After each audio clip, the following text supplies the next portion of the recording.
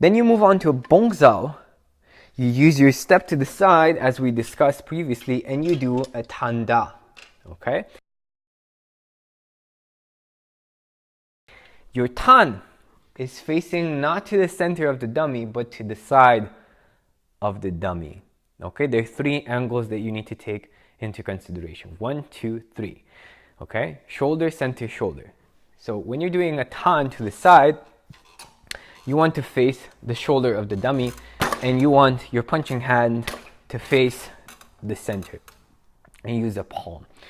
So again, bongzao, you shift, you keep contact with your bongzao and you keep your vuzao up from here, and you use a tanda.